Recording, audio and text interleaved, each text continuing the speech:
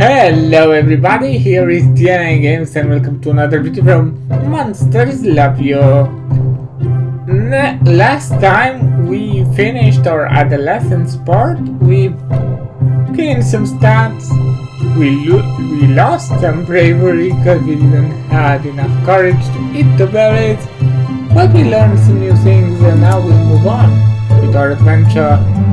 Adolescence is fleeing. You have grown beyond your youth and you have become an adult. Yes. You've been dragged from your bed by your friends and neighbors. Trying to sleep here? Fight them? What? Who and where? Why now? They tell you it's time to grow up. You are taken into the woods. Okay. The neighbors throw you into the center of a great circle of monsters, all older than you. They whisper to each other, then look at you, then whisper some more. Getting on. The monster murmur and mutter, spit and snarl. You decide what best defines you as a monster. Wait patiently, yell at them, take a nap. Wait patiently. After a while, the murmuring stops, though the murmuring goes on for some time longer. Finally, the assembled monsters come to a decision. Well, what is it? The ring of monsters shuffle closer to you, forming a tighter circle. Elders loom over you, while the smaller adults crouch low. Surrounding grow shadowy and dark. Wait, what's happening? We are part in this ceremony of adolescence. This is the end of your adolescence. Your body becomes tougher and other grown-up monsters will be more likely to listen when you speak. Okay. The ring of the other monsters hold you in some respect. Good for them. It is immediately clear to the crowd that you are very kind for a monster. So nice of them to think so. The crowd shoves two monsters into the circle, each with a broken arm. An elder asks you to take care of them.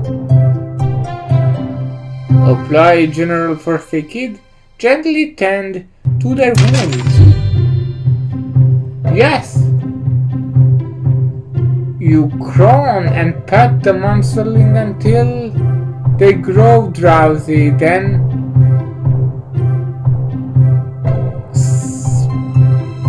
splint their damaged limbs in slices. They live quietly, feeling much better. Everyone cheers, accept their respect and move on. So we got some respect here. Other than that, all good. You're an adult now. You'll grow stronger over time, but your personality is no longer as mutable as it was when you were young. Forward to adulthood. So we have 14 days now, 2 weeks. And we can do politics, so we can explore. Let's see what politics have pulled. So politics has 3, 7, 10 options, while exploring has another 10. So 6 options will not be done. First, let's do some politics. We'll go with this face first. Blisters come to you, flapping her winglets and clenching her claw. Mopsy Moral is looking for me. I overslept. I missed the hairy hare hunt. What's so bad about that? I was on the list for the hunt, says Blistry, and those hairy hares are really fast. We have to collect enough of their feet every year so the own town has good luck. Ask Blister how many feet the hunt brought back without her. She yells, "None! I was supposed to watch from above and show the other hunters where the hares are hiding." Bad luck for everyone. Blister flutters her winglets again, especially for me, Mopsy. Going to print a story about how I ruined everything for everyone. Blisters come to you. Okay. Blister suddenly leaps to the top of the garbage can and spreads her winglets and glides away. Weird. Just then, Mopsy Moral rolls into Porter's square pen and pad grasped in her tiny claw. Did you see Blisters come through here? I want to make sure everyone knows the truth.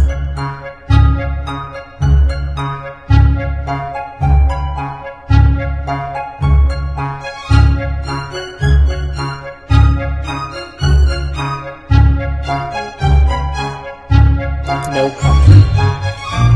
Mopsy bought it. Blister overslept. Blister's overjoyed. So our kindness has fully been completed. Now let's explore a bit. We'll explore with this curious face. You and Glub Glub come across an ant and Glub Grasshopper both lock in mortal combat. Each is biting the other's back. Get involved in the Bugsy battle. As you reach for the bugs, Globclaw holds you back. Isn't there a legend about bugs and weeds? Maybe we should be careful. Accept this timid advice and don't interfere. Silly Globclaw wants to feel no such a thing. Go ahead and interfere. You shrug off Globclaw and get back to what you were doing. Separate the ants and the grasshopper, then eat them. Divide the wheat between them. Get a really close look. You lean in and ouch.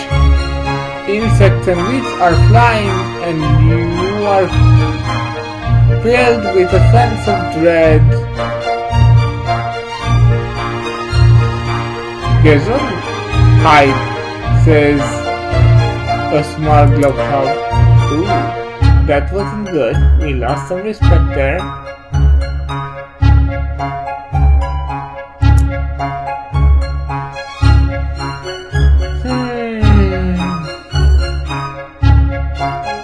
As we had some insect troubles, let's go with Spider. Today is the day of Spinner 5000, the big spider race. Winners are regarded highly by all around. Let's do this. But your spider hurt her leg this morning. What should we do? It's a noble race. Watch with your spider. Cheat. She's normally the fastest spider in the world, even the playing field with the best spider win. Enter yours unattained.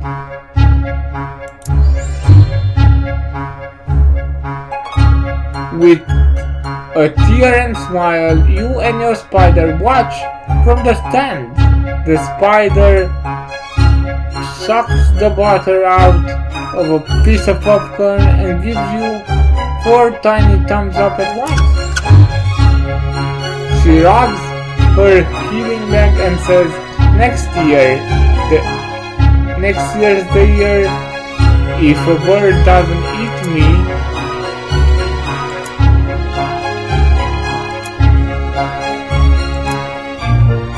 Okay, let's go with this, whatever it says. You come upon a scene of hundreds of frogs all gathered on a stream bank. They are riveting back and forth in what is clearly a debate of some kind. Watch by a stork. What are they arguing over? It's the stork. Don't waste your time. Half of the frogs surrounded a log as though it is their leader. The other half are huddled at the feet of somewhat bemused stork. What do frogs think of monsters? Frogs are afraid of anything bigger than them, which includes every monster ever, and every monster ever including you. Alright, they're fraidy frogs. The stork looks delicious. Grab it and have a snack. Wait and listen. Talk to them. Wait and listen.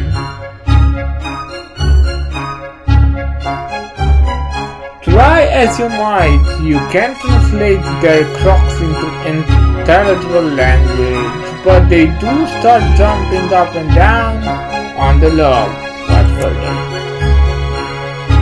The stork takes a long step and impales 3 frogs on its beak. It throws its head back, tossing the frogs into the air, and snaps them up.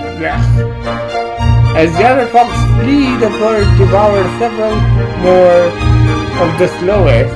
Might as well eat the stork.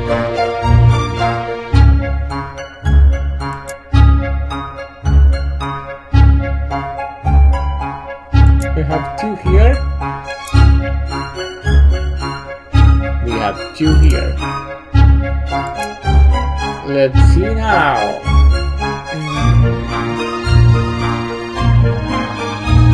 Well, we talked about food, so why not? Glopla and you are arguing about what to have for lunch. She got to pick last time. Suddenly, your favorite food flies down from the sky and perches with his arm reach. A magpie chirps. Have either of you seen a cornfield around here? Your stomach growls. It's tough, but help the bird. Scream and flee. Why is the bird talking? Bird.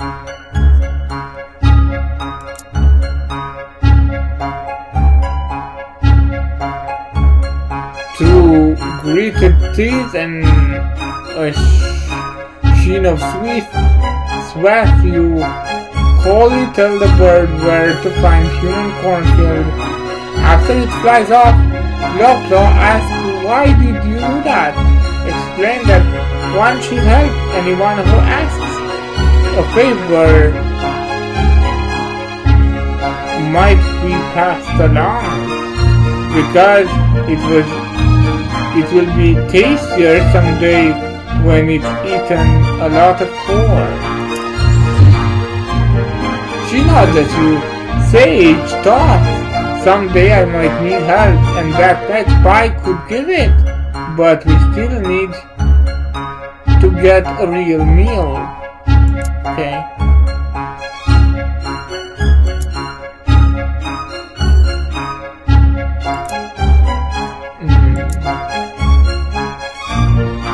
Now let's go with meal here if we are going to eat. As you explore wellness, you notice that the air smells faintly of gingerbread. There, ahead, there's a flock of very fat birds packing the trail of crumbs that winds through the trees.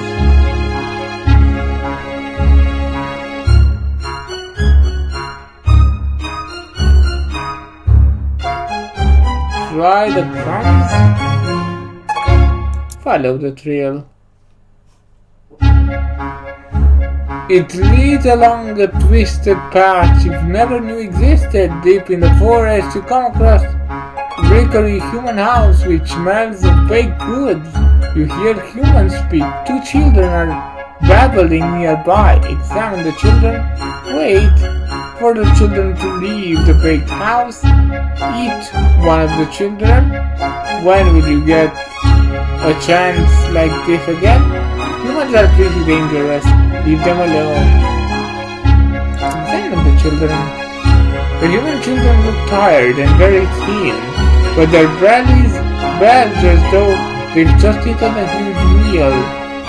You are so weak that you don't fear for your life being so close. Oh, they are so weak.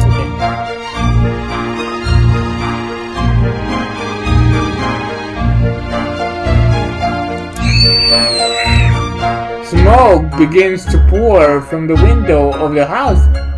The children flee deeper into the woods. As flames rise to engulf the whole house, you hear a human screaming inside. So we've got nothing from that. Not great. Okay. So we did 3 and 3. That's 6. Right? Yeah. Okay, then politics again. So 2 bad choices we had there. Let's go with door as we have the house. You hear a cry from the nearby hovel. What's happening over there? Westway, a new adolescent, doesn't understand how the window in her shovel works. She trapped her paws under a heavy pane. Free her from the window, leave her there. Her claw, her arm. He will chew her arm off eventually. You walk over and take a look. This should be easy for a grown-up monster like you. Lift the window to free Sashways. Scare her a little to teach her a lesson. Break the glass to free her. Flashway seems afraid of you, but these things happen. She thanks you for releasing her from the window. You notice that a small crowd has gathered. Help Flashway treat her injured arm. Tell her the arm will heal on its own. You tend the Sashway bruises with a salve made from flowers and mushrooms. Soon, she feels no pain at all. The crowd applauds your helpness. Okay. Now then let's go with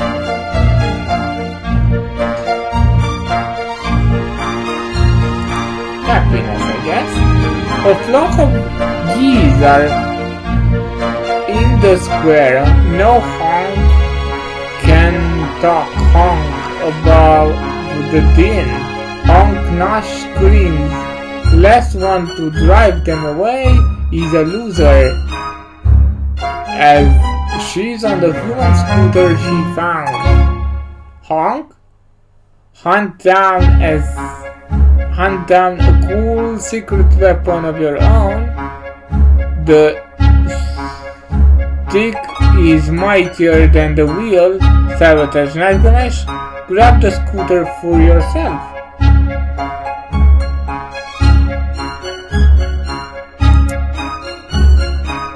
You run to Hammerhead's hovel and steal or borrow the fox belt he uses as a doormat. Let's gear up. Plonking on your head, you run towards the geese, growling and yapping. These geese warn you. Oh, you can think of two good options. Think fast, outhunk the geese. Fury and fear unite. Attack! You honk so loudly that the geese think you to be the boss goose and follow you to the nearest pound. Night Ganesh accepts the loss and scoffs off. Well, so cleverness has been maxed out, kindness has been maxed out, but we should work on honesty.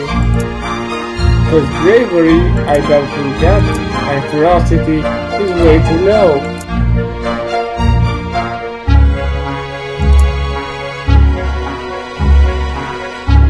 Here we have 5.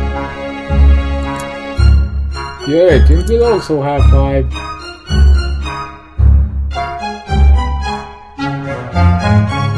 Here we have 4. Is this okay? 1, 2, 3, 4. 1, 2, 3, 4, 5.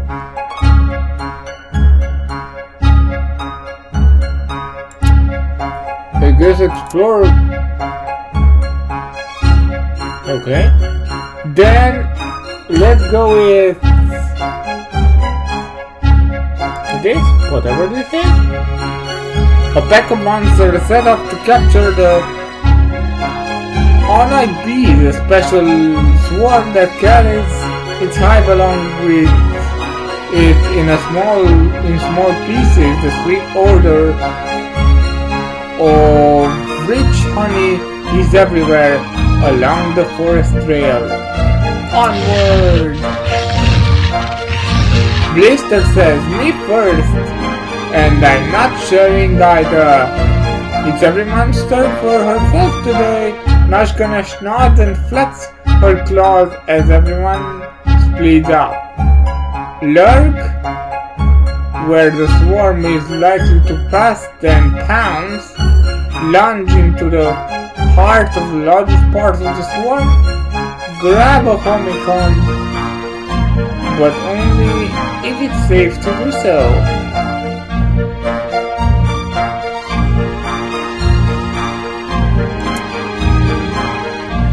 No honeycomb is ever free of the bees long enough for you to take it away.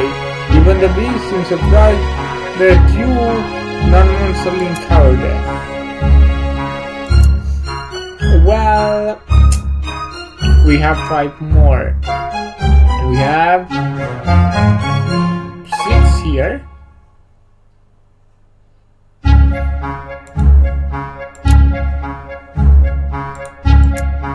And we have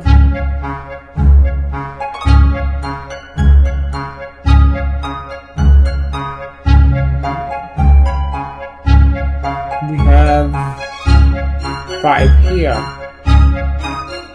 So 1, 2, 3, 4, 5 are done here. And 1, 2, 3, 4, 5 are done here. Let's go running away, maybe. The fast sloth is tearing roofs of hovels. Elders and large adults charge at it, but it beats them back with deceptively slow arms. To the nearest hide, try to fight, get closer to look for action. You watch from the shadows. The sloth leaps from the roof to roof like a huge demented monkey. It ripped loose a big piece of corrugate metal. Attack by your time. Stay hidden. You realize you're the only monster left in the area. All the others are far away. Some out cold, some just huddled out of reach of those huge claws.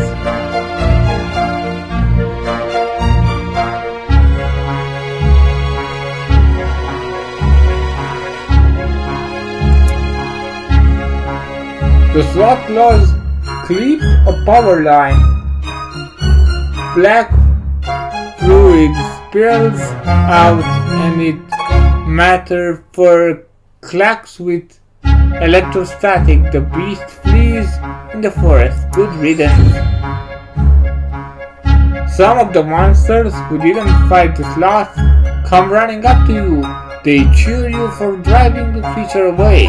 Take the credit for the sloth's ignominious defeat. Shake your head and admit you didn't do it.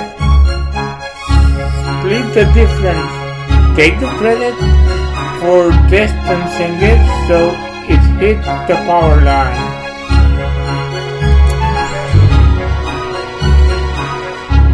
Most of the crowd disappears. Some of them hoot at you in disappointment before they go. Bang! Who needs them? But Elder Hammerack awakens and cleans Sloth spit off his hide. Don't worry, your word is worth more than the opinion of a bunch of cowards. Honestly, almost done.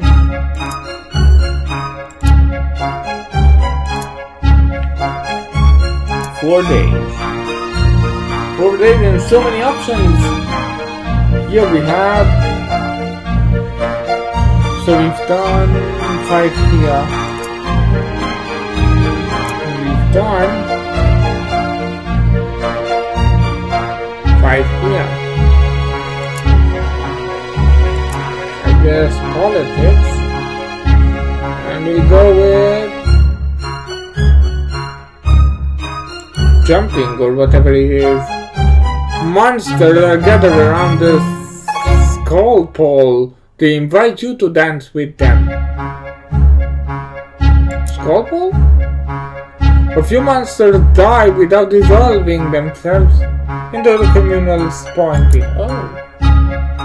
Other monsters save the heads of the deceased and hang them on a skull pole. The skin and flesh turn to smile, eventually leaving only bone. Turn to slime, sorry. So the skin and flesh turn to slime, eventually leaving only bone. One, okay. Dance over the clan and watch.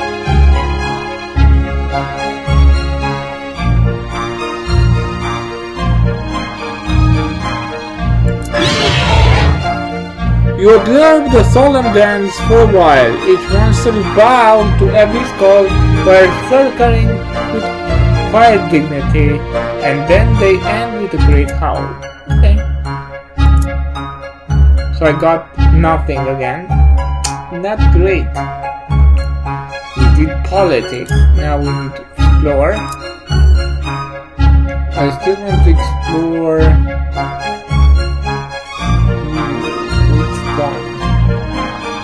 Let's take the snake.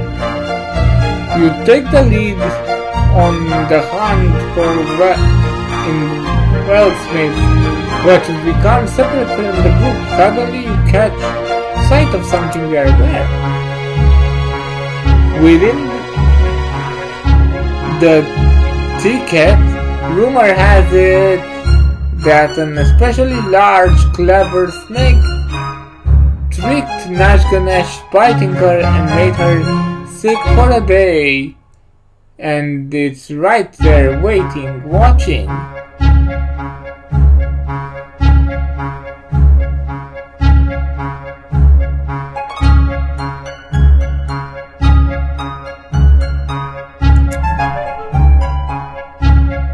call everyone. What do you mean everyone? Everyone, oh everyone! You gather everyone and retreat back to Omen.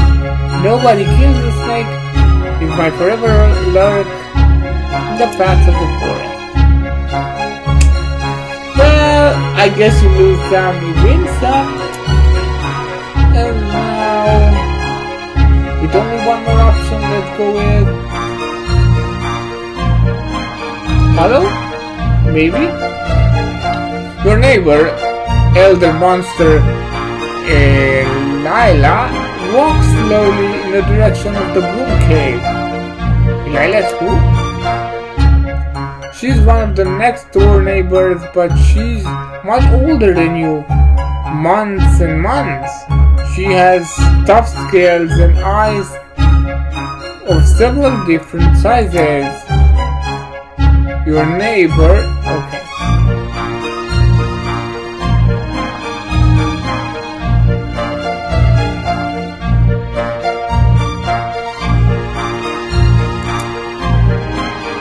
As she passes down the road, some of the other elders nod to her. Then they go to her shovel and start smashing things. Ask an elder what's going on.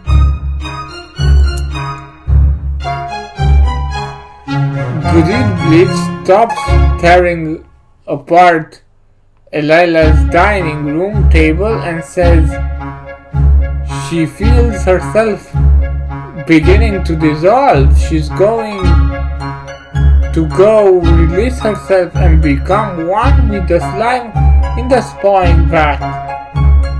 What happens when monsters dissolve themselves? Monsters who get to a certain age either settle into their personality and shape forever, or they let themselves become one with the slime from which they came. Their personality can have an effect on future generations of monsterlings. Okay. Join the monster in cleaning out her hovel. Run over to thank her. You're going to be remembered, Elila, and we'll see a bit of you in every monsterling from now on. Elila wipes a slimy tear from one of her smaller eyes and sniffs. Give her a hug. You hug Elila. She squishes. Her body is already starting to break down and dissolve. She breaks away, smiles one last time, and walks quickly towards the blue cave. You'll never see her again. And now with one more day. 1, 2, 3, 4, 5, 6, 7. So here we did 7. And here. 1, 2, 3, 4, 5, 6. Wait, 1, 2, 3, 4, 5, 6. So here we should do one more, and we'll do mouth as we can do both paw prints. Also, I think the paw would have been here. Oh no, okay. So let's go with the mouth. You're following a deer in the forest when the trail comes to an abrupt end just in front of a cave entrance. The hoof looks strange, like the deer doubled back, while backwards in its track. It's a trap. Okay, so what do you know about it, Spark Monster? Get away from the cave quickly, clearly you should fight the trap. Turn the trap against the deer. You walk into the cave and find Hammeregg taking one of his famous naps. The huge monster is known for his irritability when he's waken up. A twig snapped in the bushes, the deer is fleeing. Draw the deer closer. Wait for the deer to come to you.